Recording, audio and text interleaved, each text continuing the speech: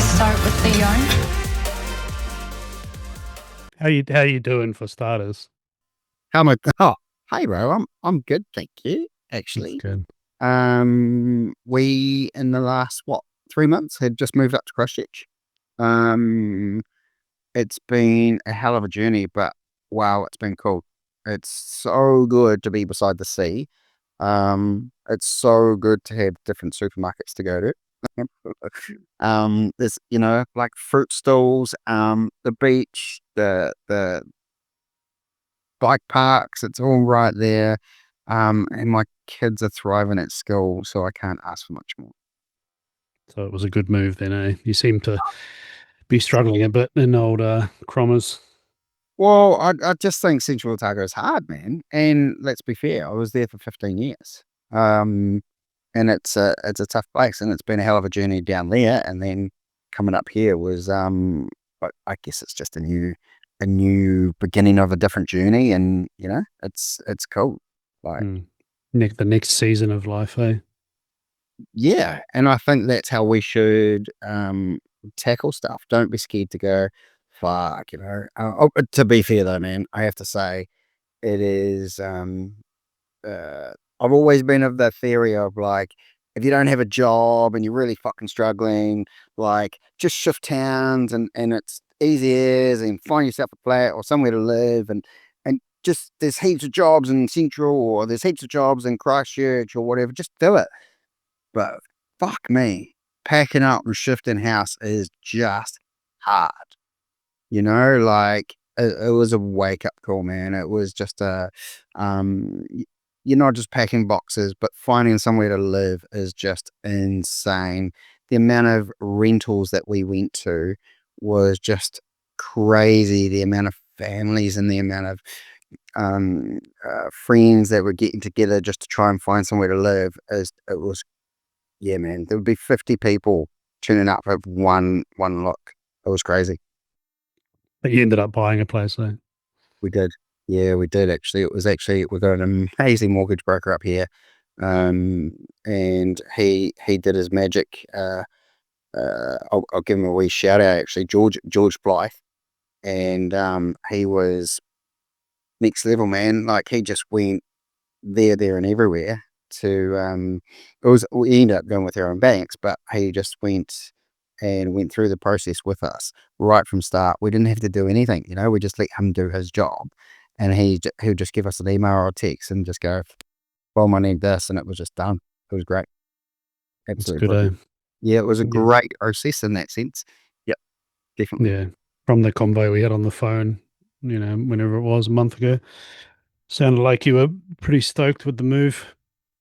Mate, honestly, it's been cool, and I guess it's just I'm stoked because it's something new. There's new people.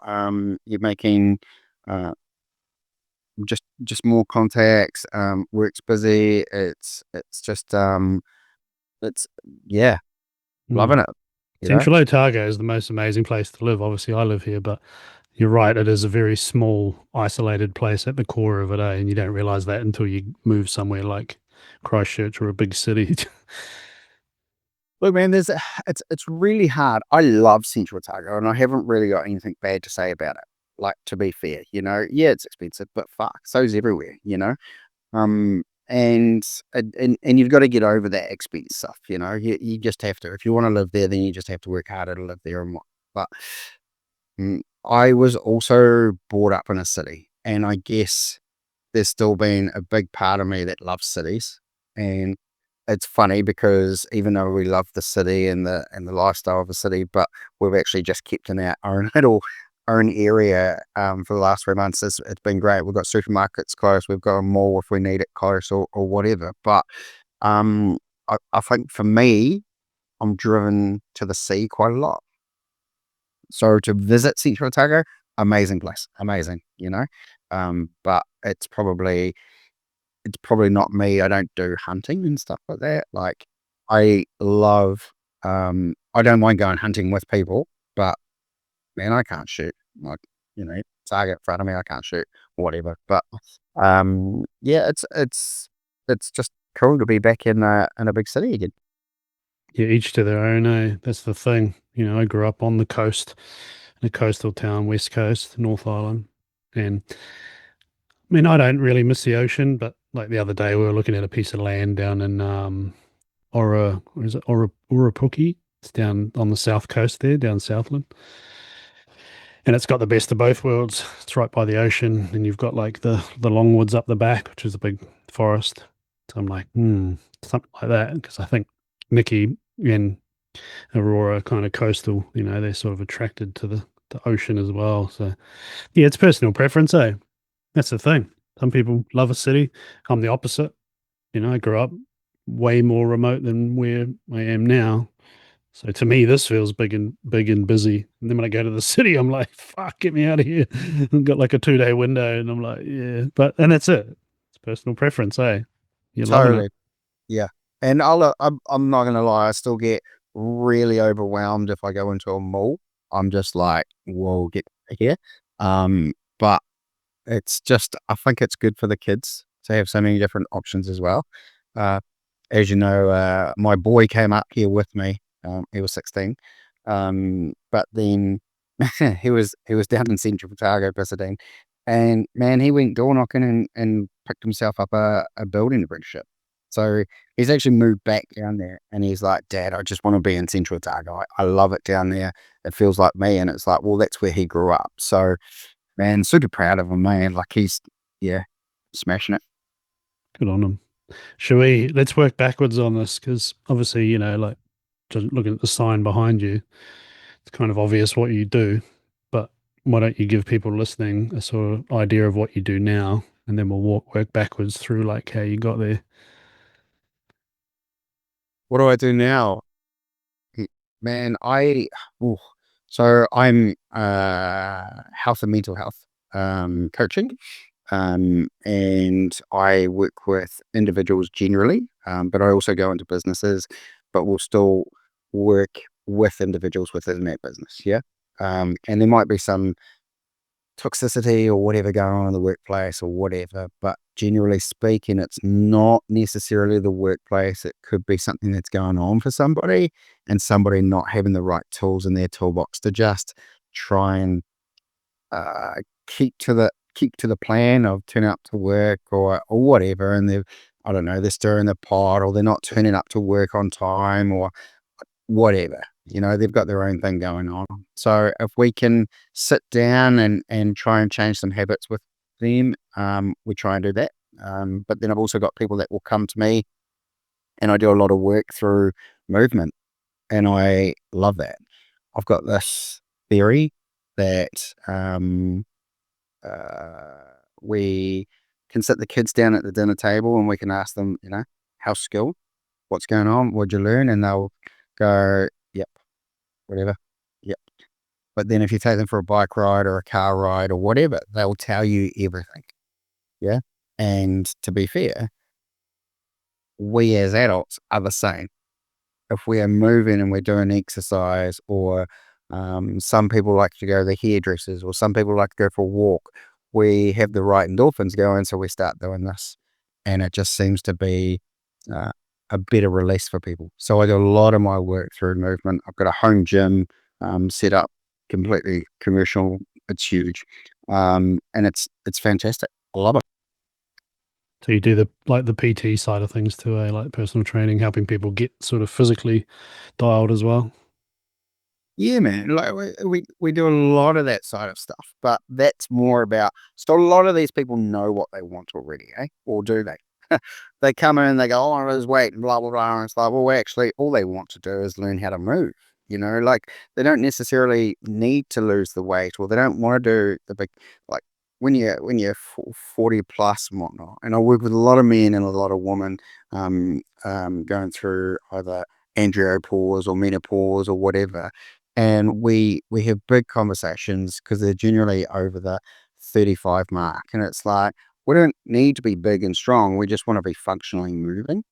And a lot of these people, like, they just want to know how to pick up 20 kilos safely, or they want to know how to get off the floor or whatever, and those things are so important, man, to live longer, so we don't have those accidents around the house.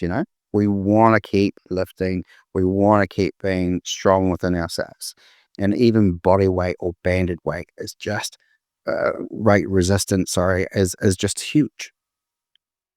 So you like the full package kind of thing, eh? To help them with the mental health stuff and the physical, sort of just helping people get their life together in general. Yeah, well, that's yeah. Well, a lot of people they'll come and they'll have a plan, and they just need some tools on how to um, take that plan to the next step. Yeah, so they want to know how to. And look, I also I'm full of theories, man. But at the end of the day, I think we, apart from those entrepreneurial people out there trying to do their thing and trying to get ahead and try different things, which I loved. I think we all need to be accountable to somebody. And I think that's why even people will turn up to work that they don't like. It's not about necessarily the paycheck or whatever. It's about feeling accountable and wanted sometimes. Um, and I think if you can find your why, then that's even better.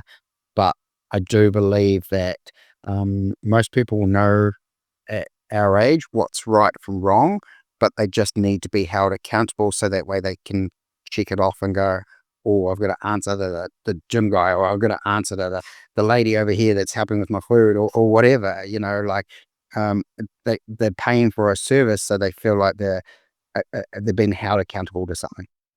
Mm. It's interesting, eh? There's a certain percentage of the population, like my wife is one of them, which I've talked about before. Like she doesn't have that internal battle like me, where like I'm constantly competing against myself. So when I'm out there, like train whatever, running, doing all the lifting weights all the time, like I don't need external. I don't need that because it's in me. Like I just have it. Where with her, she won't do it unless there's an external, like you say, someone encouraging her or or train, I, whatever, a trainer or whatever it might be. It's interesting. I think we all need it. I genuinely believe that, like, because I'm quite disciplined when I go, right, I'm going to do a workout and I'm going to stick to it or whatever. And I'm quite disciplined in that sense. But even athletes and those guys at the top of their game and stuff like that, they go, nah, man, I'm so focused on blah, blah, blah. Well, they're still attached to Strava. And if they're attached to Strava or whatever, they still want that thumbs up.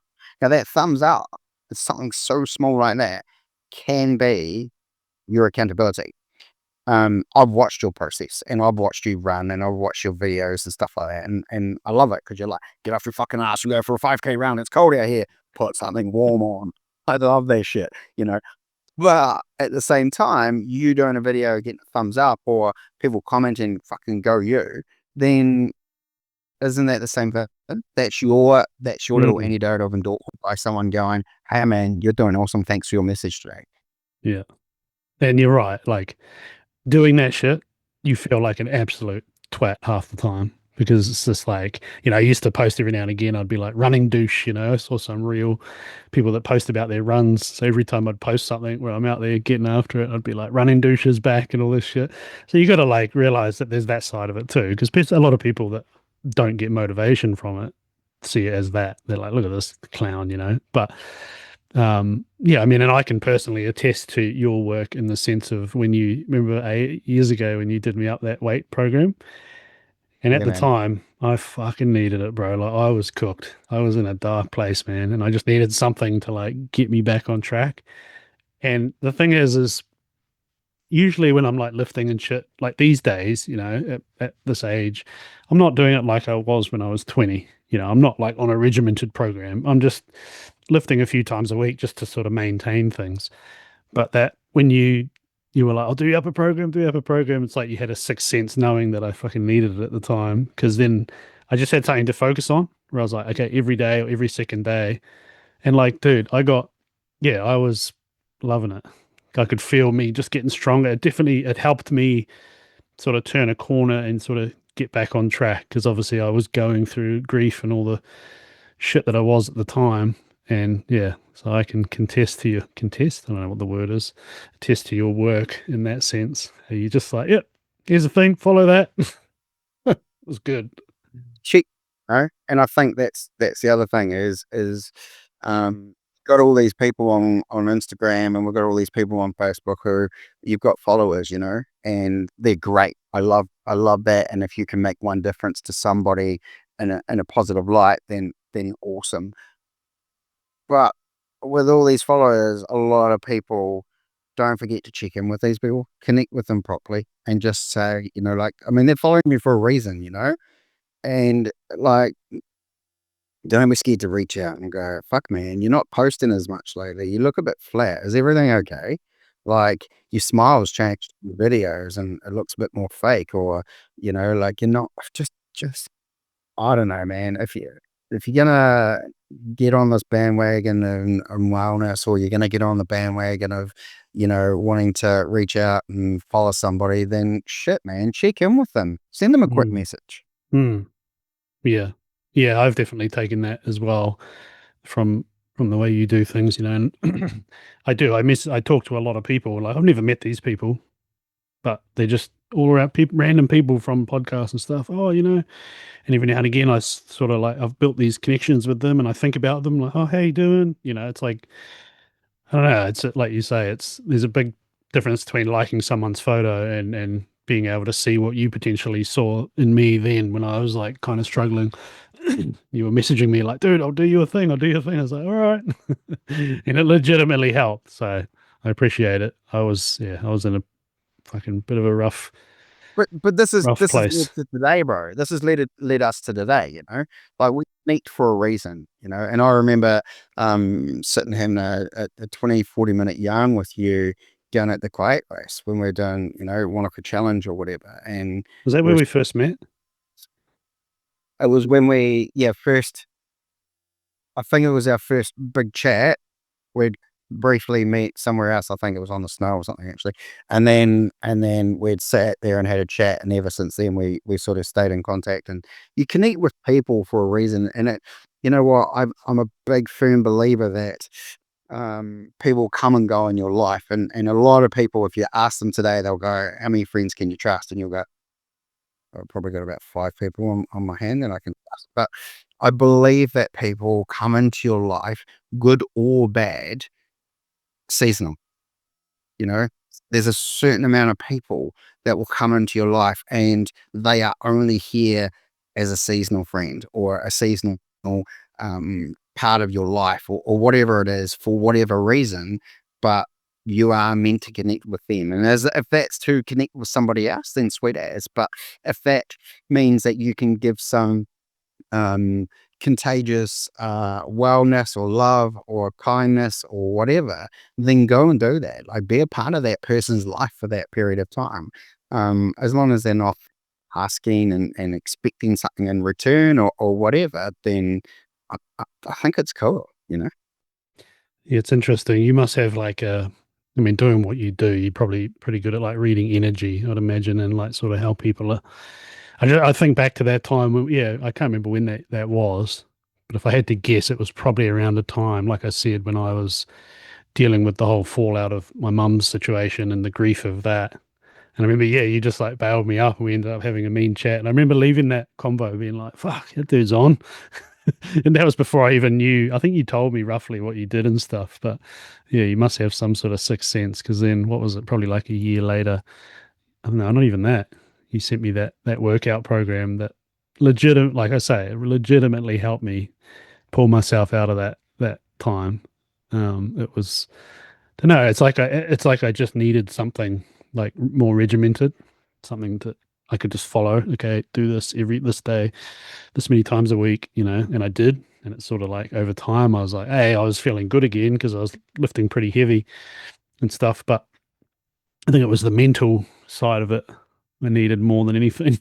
Just But you something to, also checked in and you sent me video or photos of the gym setup and stuff like that, which was good. And even though we didn't, and I think this is another cool thing. If you don't necessarily need to know somebody really well to actually have a deep conversation if somebody gets you. I think it's really important that you share some thoughts sometimes, and mm, as long as you're comfortable sharing those thoughts or having a conversation, if it's gonna give you a peace of mind and the person doesn't mind receiving it, then just lap it up, man. Just like, like I hate going to the supermarket and they're like, "How are you today?" Fuck off. I'm just not interested in that, like you can sit there and go, "Have you had a good day?" Whatever, but like that's a loaded question, man. Mm. Yeah, You know, there's a lot of surface level interactions out there in the world, and I've sort of the same. I try and take it upon myself to sort of not crack people, but like, how you doing? Like, no, like, how, like, actually, how are you going? Like, I've had just random people that I've spoke to at, whether it's like school pickups or, like you say, in the supermarket, legitimately be like, man, thanks for that, like, and shake my hand just for a conversation because I've been drawing shit out of them, and I'm like trying to get them to sort of like vent. That's powerful shit, eh? It's it, definitely. it is, man. And honestly, if you give somebody that sincere, "How are you?"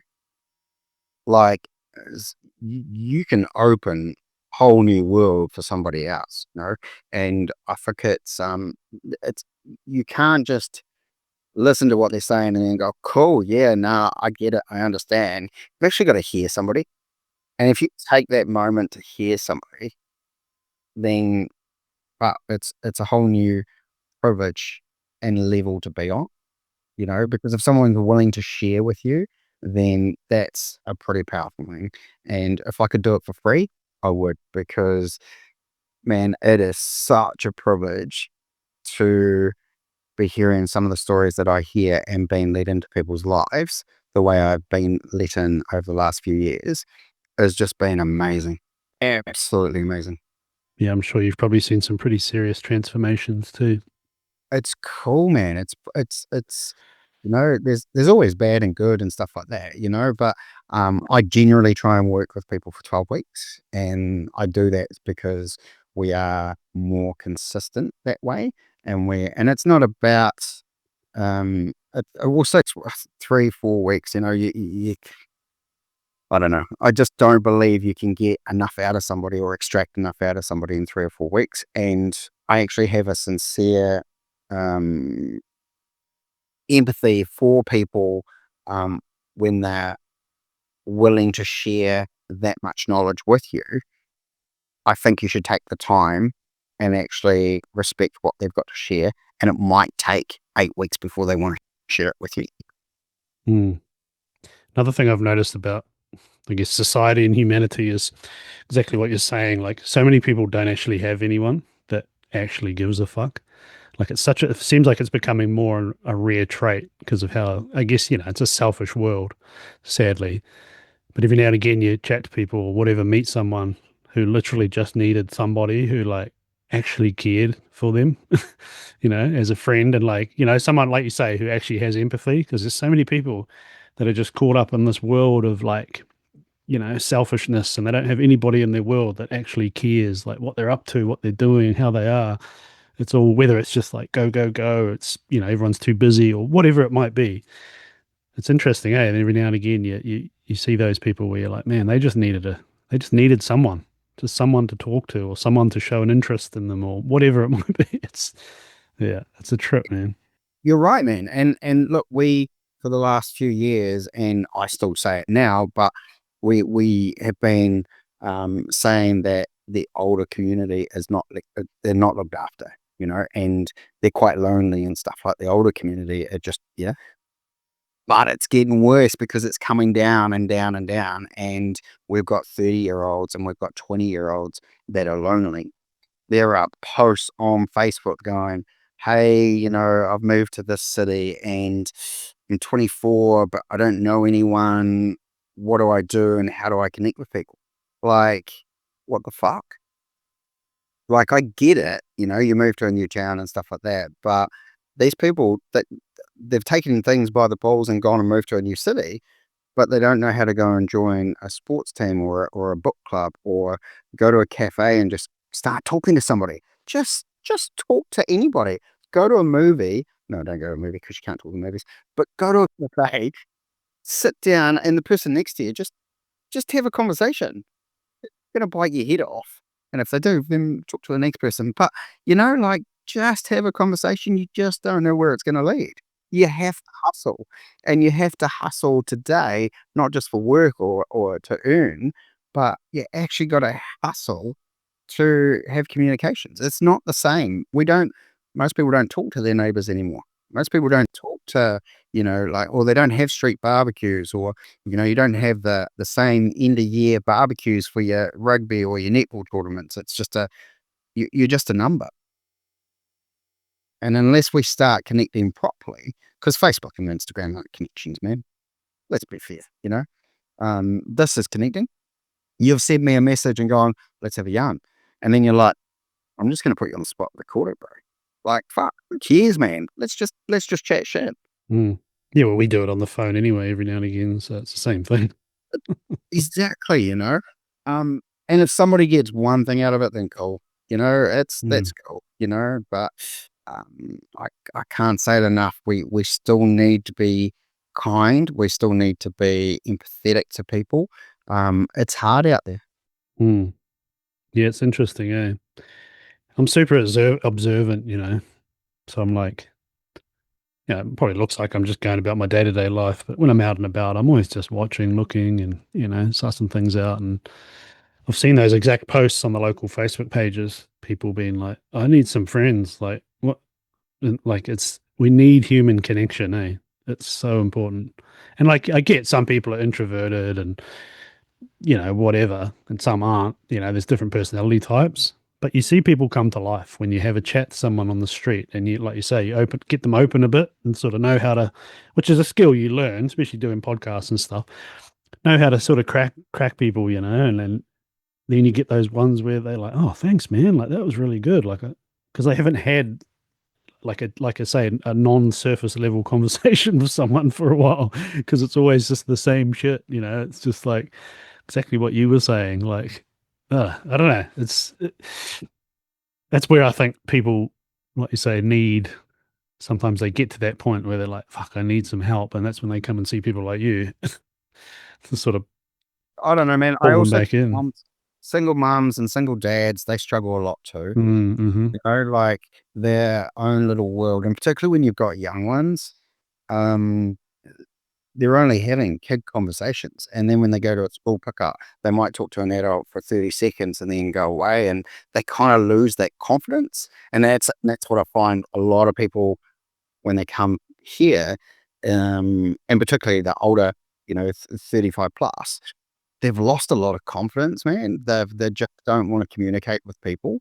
And we don't want people going, I can hate people. I don't want to be around them or whatever. I'm around them all day, blah, blah, blah. But they're not actually around them all day because they're not connecting properly. Mm-hmm. Yeah. We want people to still go to barbecues. We want people to get involved in sport if that's their jam, or, look, I have to say the motorsport world's amazing. You're connecting to all sorts of people all the time. But there's a lot of lonely mums and dads out there that I think need to be catered for a bit better as well. Mm. I saw it with my own wife. She was a shell of herself after 5 years of being a stay-at-home mum. And like again, like our priorities as parents, we're always someone's at home. We've always got a parent at home. But she's always been like, what I teach the kids about being. She's always been a leader. Like doesn't matter what she does, she's always leading. She's always the boss. She's always like, like every person she works for, every company she goes in and runs or whatever. I'm always just like, yeah, you'll be running the place in a year, and she always is. Like she's just one of those people. She's a high achiever, and after 5 years of stay at home parenting, like she wouldn't even make a phone call. She was like, she's an introverted soul as it is, like, which I get, but she was so, like I said, she was like a shell of her former self. And I was like, man, we got to switch this up. You got to get out there in the world again. You've been doing this shit for too long. I saw the change, eh? And then, yeah, straight away, she's back out there charging, working, doing her thing, and just back to her old self. You're not wrong at all. It's like you say, I think stay at home parenting is an amazing thing, and it's the way we did things, but it definitely creates a lot of what you're saying. That loneliness is real, or whatever it is that makes people lose themselves a bit, I suppose, hanging out with kids all day. and there'll be a lot of people that sit there and go, fuck no, man, I love my own time. I get so much shit done.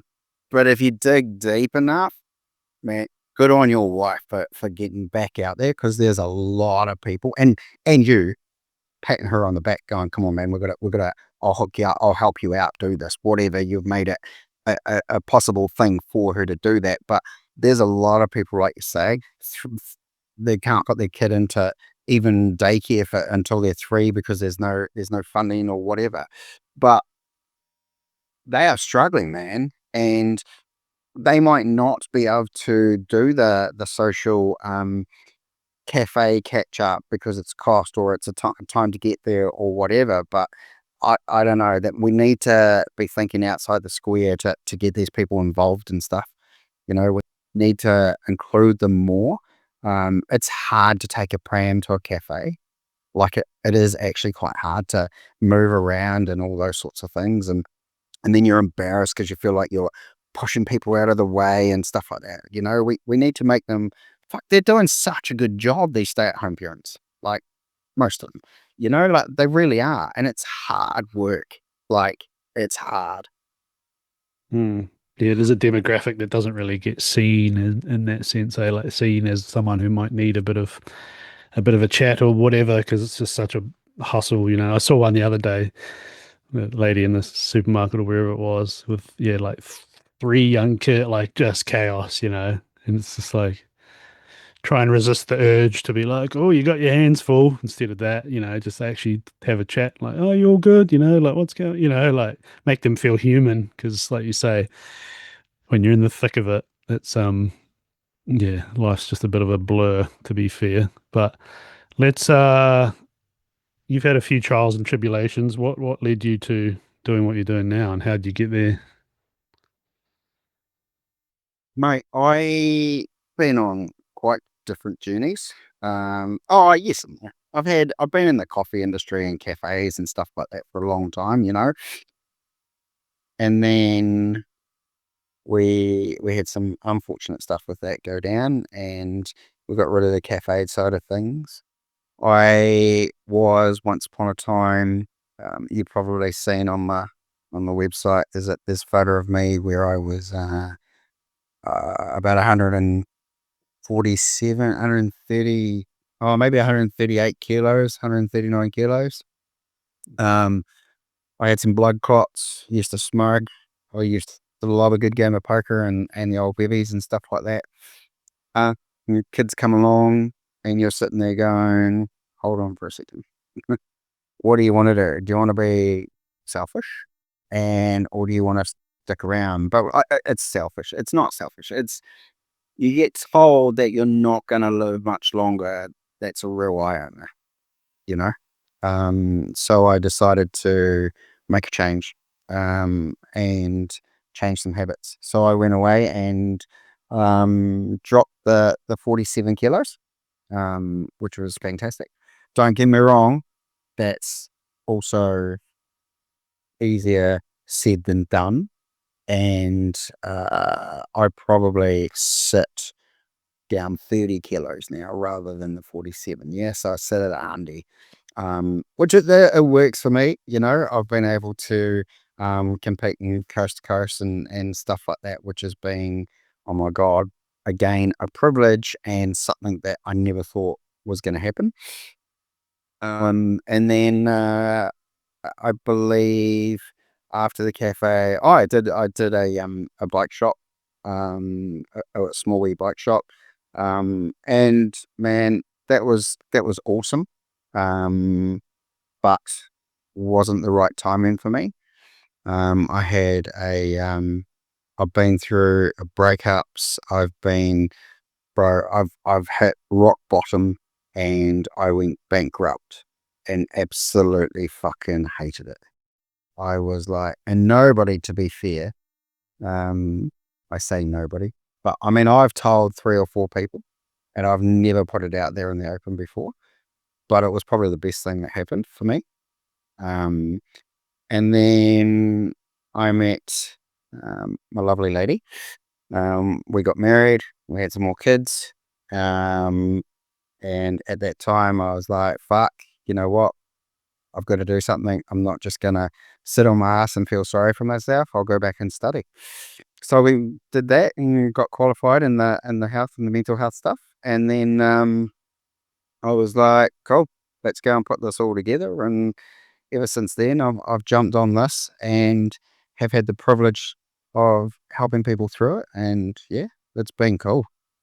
It's good. And then I'm here today and yarning away with you, going, fuck, What a journey, eh? it's been cool, bro. From yeah, look seriously, yeah, it's been real different, you know. Um, Kids though, they have been what has been my want to keep going, you know. Mm. Hmm. Um, but in saying that, when I went and did my study and stuff, I've always been real open and contacted outsourced people if they're slightly down or depressed or whatever throughout mental health places, and said if you want to help them and give them a new a new tool, or want to learn how to make coffee or fix bikes or whatever, please send somebody who's not like, you know, out of my scope, but send them in and we'll try and help them and give them a day or whatever, teaching them and blah blah blah. And since doing that, I kind of found my why. And then now this is all I want to do full time. Like I just absolutely love it. I saw a post the other day that made me think of what you were just saying about hitting rock bottom, and it said the best humans I know have been broken and rebuilt themselves, and I was like, that's so true, eh? Like you think about all the people. I mean, the majority of people that are like good, just a good egg, just good souls who genuinely care and have good moral, all that. A lot of them have been through the ringer, man. Like they've been broken. Something in them has been broken, and they've rebuilt. Whether it's changed the path that they've gone or whatever they've done. Like much like your journey, like you were at rock bottom, and which led you down this path to now helping others and making a change. I just think it was very fitting that I'm like, yeah, that is true. You have to fail, man. We have to fail. And when I was at my biggest and stuff, I went to your neighbor actually, Matty Graham, in how where he's a sports coach, and no judgment whatsoever. Or, he just said, yeah, man, you want to do cars, let's help you out, blah, blah, blah. And he fucking has. And even today, he still sends me messages. He's just a legend at what he does. And he got me through that coast. Um, but when I've done a couple and I've failed a couple, and hey, the first thing he said to me, and I use this all the time when I said to him, "Oh, I've failed you and I've failed everything," he's like, "Man, fuck off. A fail is just the first attempt in learning." Mm, And I use that all the time, and I'm just like, fuck, you're so right. Like it's, you know what, I will get hit down, and I'm sure I've got some knocks still to come or whatever. But you know what, it's cool. I love it. yeah, that's it. It's all about how you look at it. If you look at like a failure, it's much like that Jocko Willink good thing that we were talking about in the podcast the other week. It's very much that. It's like it depends how you look at it. Like yeah, you might fail at something and down in the dumps, but ultimately, if you can be like, well, what did we learn? All right, let's take that and try again, sort of thing. It's just all about Totally. like yeah, Like we're not here long enough to keep dwelling on it. We're not here. Our journeys just aren't long enough to go and spend 2, 3, 4 years to sit around and mope around and go, oh, I'm never going to get anywhere. I'm never going to do anything. If you've got some passion and you've got that drive inside you to just keep going, then fuck, man, just keep failing, keep doing it. You will actually tick a box somewhere. I'm hoping it comes soon, but something will come, and it will be, find your why. Fuck, that's it. It's that's what you want to do. You don't have to keep slaving away or whatever. And I know it sounds easier than it's done. And well, you've got to turn up to work and you've got to do this. sweet ass, make a time for yourself. Give yourself an hour a day or at least a week to start with, and do your passion. Yeah. Humans need something, eh? We need something outside of like I've talked about before, sort of that life structure that we sort of live in.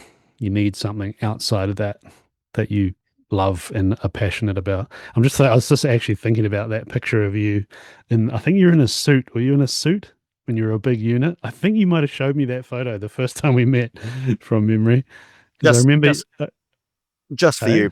You ready? Just for you. I have to keep it for myself. yeah, there he is. Yeah, that's the one. Yeah. Far out. That's what keeps me sort of going.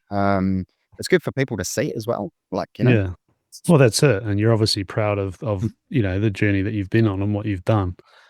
Because I vaguely remember. I'm like, pretty sure he showed me that photo the first time. I mean, it's like, check this out. This is what I used to be. And you were right. You had just done the what was it? Challenge something. One of the Challenge Walker, challenge. yeah. Yeah, yeah, Yeah, yeah. yeah, But it's yeah, definitely proud of where I've come from to where and that was stress, man. That was like full time stress. And bad habits, just really bad habits, but it just keeps me in check going, yeah, you're not going back there. yeah. There's no way, that is Accountability. Looking at that. 100% yes. I love how Hard, you've got it blown up on the wall. That's effort. but it's yeah, it's real size. Yep, yep. So, do clients of yours, when they come to train, do they see that there? Yeah, man, they walk in, they go, fuck off, that is not you. And it's like, yeah, man, that's it. I think from what I've seen, like in this space, like in your space, like in I guess like the mental health, the wellness side of things, I've seen that, people like yourself who have actually done the shit and have been through the shit and then like, obviously fixed yourself and got physically in shape and everything. It's like it's the real deal. And then you see all these other people that do it who are just young, whether they're young or, like you can just tell they're full of shit. Because I remember that I I think back to that first time we met and I remember walking away from that convo just being like, man, that dude's on. Like it just gave me like a something. I don't know. So I think that comes from experience, from like what you've done and what you've been through. Totally. And I appreciate that, man, because I'm glad it did something. But I gotta be honest, you said, you've gone away and fixed yourself and blah, blah, blah. We can't do this by ourselves, eh? We just can't. Coaches need coaches. And when I say coaches need coaches, that doesn't necessarily mean you need a coach, but it goes back to that accountability or somebody to talk to or people in your corner believing in what you want to do, or believing that you are capable. And there's no such thing as self-made millionaires. You're all full of shit. That you've got people in your corner backing you, regardless. Somebody's there, or there's a team of you, or people that are there helping you. And there is no way I did that by myself. There is no way I would have done coast to coast without education along the way. Without the support from my coach Matty Graham and stuff like that. There is no way I could have put these things together. You know, I borrowed gear, I did all that sort of stuff. It was just people in the corner going, "Yeah, man, we'll help you out." Yeah. And that's just one thing we've talked about a lot is that ripple effect. And a perfect example of that is you doing that program for me a few years back, which is then like you're coaching me, like you say, and then now I do it without, it's like you've preached about that a lot, the ripple effect, which is something that I've taken on and, trying to teach others about. It's It massive, eh? it is huge, man, and that mental health side of things with ripple effect is massive. Look, I know there's a lot of cool people out there, and no names or whatever, and they do really cool things, and they go and do speaking and stuff like that. But as you know, I'm not a big fan of the speaking without follow-ups. Like you can't I know if I go to listen to someone tonight and then I have a flat tire on the way home, half the shit is going to be gone because I'm really pissed off it's raining and it's flat tire, you know. But if there's follow through, then cool, keep doing what they're doing. But um, yeah, man, the mental health of looking after somebody and the ripple effect that has on people is just huge. Mm. I feel like it's how we can collectively like make a difference in a sense, whether it's getting people to like see the light on sort of thinking the right way, or whether it's the physical training stuff, whatever it might be, whatever the thing is that they need to sort of make their life great. I think that's how it can sort of be achieved, is that, like you say, you people helping you helping others, then they sort of grab hold of that and they go, shit, I can do something. And then like you said, it just flows through society. That's how we should be, isn't it? I mean, I think is you're totally, man. If someone's, I don't know, if I'm driving down the road and someone's got a flat tire, I'm always going to stop and ask if they need a hand. Always. But I know that person might not be able to do that because they were struggling to change their tire. But maybe uh, they might stop and help somebody, I don't know, pay for something at the supermarket and stuff like that, you know? My wife was at the supermarket the other day with the two kids as you were talking, and they were going, blah, blah. And some gentleman walked up to her and literally said, here you go. I've just bought this tub of ice cream. This is for you. Well done. You're doing a good job. I fucking love that, man. That's like gold. And he just walked away. That was it. We didn't know who he was, no nothing, blah, blah, blah. He just went and did that. That to me is just, that's what it's about. Yeah, it's all the small things. They've got a at my kids' school, and obviously I live in Monica. It's a pretty well-to-do type of place, but there's a lot of sort of immigrant families, and like, yes, a town full of wealthy people and retirees still needs workers.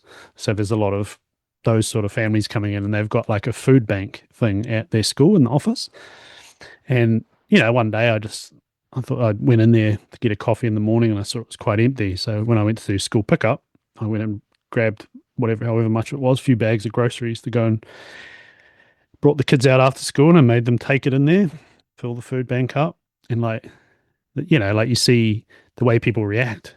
And I just sort of stood there at the door and watched them. I said, "Yeah, put it all in there." And the kids are like, "Why are we doing this?" And I said, "Well, because you're very fortunate, and there's a lot of people that go to your school who aren't, who are going to utilize that. And it's like, it's the give and the take, like you say, like old mate giving a tub of ice cream. Every little gesture like that, and me teaching the kids that stuff, it's like it starts young instead of teaching them how to be a selfish dickhead. No, no, you're so right. Just teach them how to give somebody away without expectations of something, receiving something Mm-hmm. back. Mm-hmm. And if we can show them that stuff, that is that is priceless, man. Like honestly, we we do that with our kids. Uh, so my boy, I've just been to check out the food hub here actually, uh, and they work Monday to Friday, and they're open till 12 o'clock. And they were looking for a driver, and I said, well, I'll put my hand up whenever you need it or whatever. It's volunteer, blah blah blah. And then I took my boy out to a place out towards New Brighton. Yeah, out towards the other side. And all these cars are parked up and whatnot because they've actually got no house and nowhere to live and stuff like that. So we actually grabbed a couple of pizzas and we took them out there. And man, the smile on his face, 7 years old, when we were able to just give people a box of pizza. And they're like, this is awesome, Dad. Those people don't have anywhere to live. This is great, like blah blah blah. He said, can we do this weekly? And I'm like, yeah, yeah, this is gonna get expensive. But at the same time, you're talking 10, 12 bucks for a pizza or whatever, and you go out and you give 3 or 4 pizzas away, and these kids are just buzzing off this, man. Like Mm. if they're buzzing off this stuff, this is wicked, you know? Yeah. Yeah, that's it. It's the same with that thing. Yeah. It's you see what it does to them, and it gives them that little sprinkle of like, yeah, doing good shit. It's I mean, I explained this concept to them, which they didn't really get. And I said how, being, I guess, empathetic or like generous or whatever you want to call it is actually quite selfish because it makes you feel good. So it's like you're not doing it for that reason. But I'm like, there is that aspect of it because yeah, I don't know. It doesn't really make sense, but it kind of does at the same time. But you get to see them feel what it feels like to do good things for others, like you say, with there's no give back. It's like just do it for the love of it, and it makes you feel good. And exactly the same thing with mine, like a week later when they seen a bunch of the stuff was gone, same thing. Like, oh man, like they get a smile and they're all stoked, much like the pizzas, it's, don't know, it's, and that goes back to what I was saying earlier about the more observant you are, the more you realize like it's a fucking selfish world out there, man, and it's every man for himself. But if you can be the change, and you can be that person who isn't that way, it's like you can use that to ripple effect again, like then other people go, shit, I can do that. I'll start doing that sort of stuff. It is kind of every man for themselves, but I try and put myself around people like you, man, like around the Mm. people that I want to be around that are doing the same sort of stuff. Yep. Yeah. So and you connect with more people the more times you do it. And just going back to that pizza thing, like we don't shop at what is it, Fresh Choice? Yeah, I think it's Fresh Choice or whatever. They're doing those little ushy things or whatever. And boy really wanted them because they're swapping their school and stuff. And I said, man, I'm not spending $30 at Fresh Choice just to get you ushies or whatever. Not when you got a pack and save up here.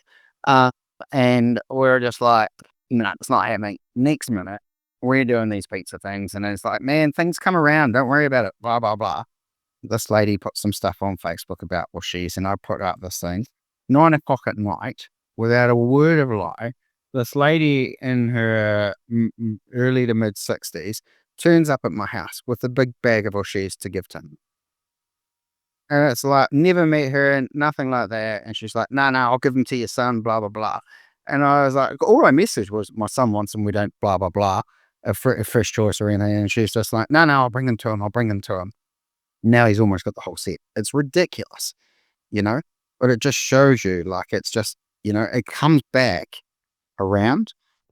Yeah. That's some of the stuff that I always preach to, like, some of my mates who do a lot of hunting with and shit, and they always give me shit about it that I'm not religious, but I grew up in a pretty spiritual sort of area, and my mum was real spiritual, and I've always believed in like the power of the universe, and that's the sort of shit that I preach about, like, life's good to good people, so do good things.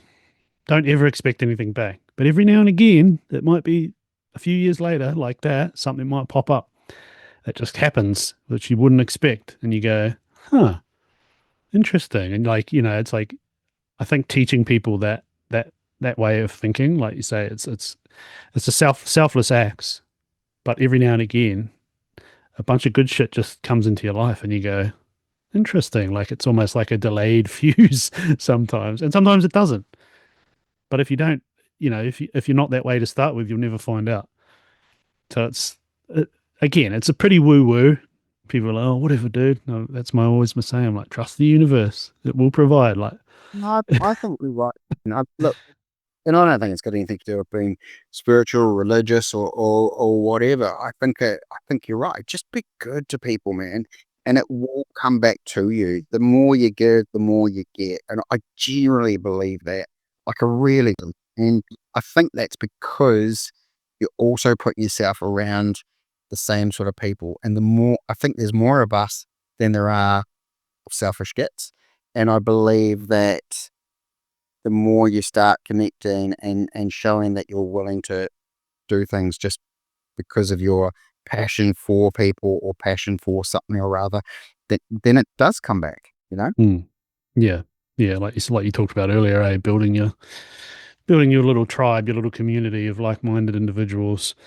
It's pretty important stuff, isn't it? Yeah, it's again like people look at you a bit crazy, but then the ones who you do like convert to that way of thinking, to that some of that mindset stuff, and then they start doing it, and then they're like, oh, you might be onto something. I'm like, I told you.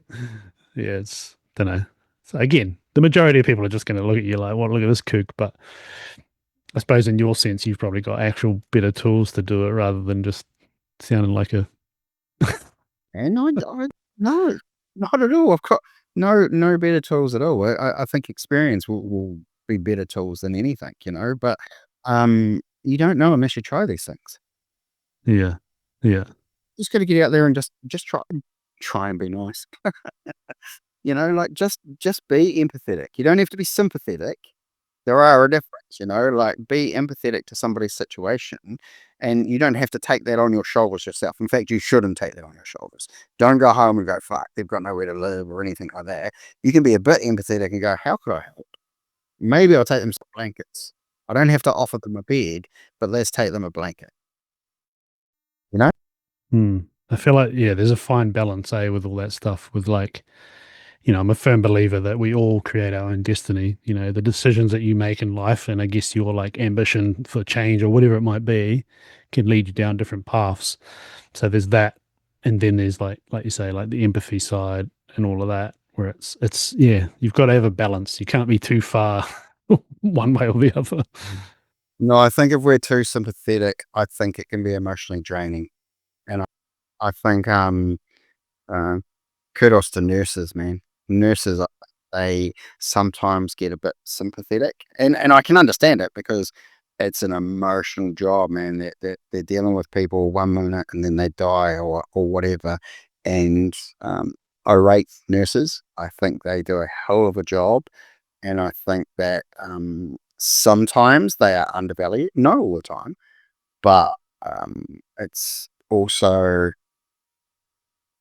potentially a thankless job when you're in a big city and stuff, man. You're just a number to work doing your job. But yeah, it's hard.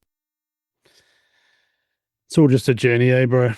I said I'd only take up your time for an hour, and we've done an hour. So this won't be the last time you come on, because we could do this 100 times over, as you know, some of the phone conversations we've had. But if people want to find you, what's the best way?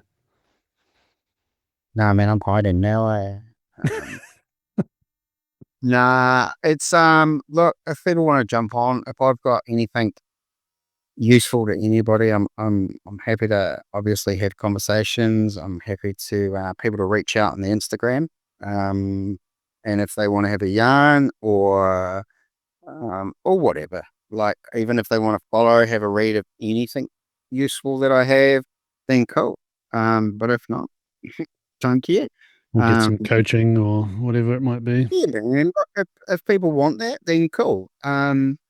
But yeah, I mean, I don't care if people just follow. If I can help, I don't know, one individual, awesome. But if I help 30, 40, 50, then even better. Um, I'm sure some of the stuff that I say, people will be like, fuck, whatever, bro. You know, and you can't be liked by everyone. Hmm. And I think that's really important um to understand that. Like, don't try and be liked by everyone, you know. You've just got to do you, and some people you will connect with, and some people you won't. It's, it's that, you know. And it's not anything that you're doing necessarily. It might be the fact that they just don't gel with you, and that's okay. You don't have to gel with everybody. Yeah. Something Yeah. I'm definitely learning. What, bro? Come on, Mm. you've got heaps to offer, man. Fuck, I watch your journey. Like, I love it, man. Like, it's not even just your hunting stuff, your photography, and then you go and put your personal stuff up. It's just cool, bro. You've got, yeah, like it's cool. You need to, yeah, just keep being you, man. Like, honestly, I appreciate you and everything that you do. For everybody else as well. Well, These thanks, checks bro. are cool. These checks are cool, bro. But honestly, man, just keep doing what you're doing. You're educating people to be good humans as well, man. You know? Oh, and that's I guess that's part of it, much like my own sort of journey of life. It's all just a learning process, eh? But by keeping it authentic, I suppose, and stuff like this, like having these types of chats. I think it's important for exactly what you said. That one person. I've had messages from people from like random countries in Europe that Cool, have bro. like watched a video and gone out of their way to message me, and I'm like, how else would you ever connect with those people if you weren't on air doing this? You know, like it's a trip. But yeah, on that side, you've obviously, I mean, whether you know it or not, that even things like that program you did me and all that has helped me a lot too. So I'll always sort of be indebted to that to you. And Whoa, whoa, whoa, whoa. No, no, I hate that, because that's exactly what we were just talking about. Yeah. mm, We not indebted. We can not just, debted. That's not probably not the no, word. but You know you what I know what mean? I mean, though, bro. It's a big thing that you just said. Yeah. Mm, Because sometimes just do something for somebody without expectation. If I stop to help you change your tire, you do not need to give me $20 or a box of wine or whatever. Thank you. No, no, I did it just because I want to help you out. It's all good. You don't owe me anything, you know, and you're a mate. So fuck, man. You should be able to put your hand up, text me, do whatever, and go, fuck, man. Can I have 10 minutes of your time? Or can you help me out through this journey for the next month or so? Fuck yeah, bro. Because I'd rather see the journey for the next month or so than you not be around to see it. mm. Well, that one act did really help me. I just want you to know that because I was in a pretty fucking dark place back then. Whether I realized it at the time or not, I definitely needed that to sort of like pull me out of that hole. And I appreciate you, bro. Honestly, keep doing you. That's, but yes, by Amplified Health NZ. Yeah. Amplified Health NZ, what? At Amplified Health NZ for Instagram. Yeah, but what's your website? Amplified That's, Health. Dot, yeah, that's amplifiedhealthnz.com. nice. That's good. I'm glad you're thriving. I could tell you. I mean, I could feel a change was on the horizon when I talked to you a while ago when you were still down here, and then I didn't talk to you for like 6 months, and then you're like, "Oh, I'm in Christchurch now." It's like, oh, shit. Okay. Yeah, man. It happened pretty fast, to be fair. Like it Hmm. did. Yeah. And nah, I'm stoked. Sounds And like you followed your gut, which is good. yeah, yeah, yeah. Well, probably more once ago, actually. I've been pretty selfish for the last, 15 years. I quite like Central, but she's like, we need a change. And I'm like, okay, let's do it. Yeah. So, Yeah. Oh, don't worry. I've been back here coming up 10 years next year, and definitely had the moments where you're like, don't know, great place, but like you yeah. say, seasons of life and change and things isn't a bad thing. It's I mean, fuck no. Absolutely. hmm. All right, let's wrap it up. I've taken enough of your time. Thanks so much for coming on. I really appreciate it. Oh, bro, thanks for having me. Um, It's my pleasure. we'll talk soon. Thanks for listening, team. Look up Nigel if you need a hand. He's the man.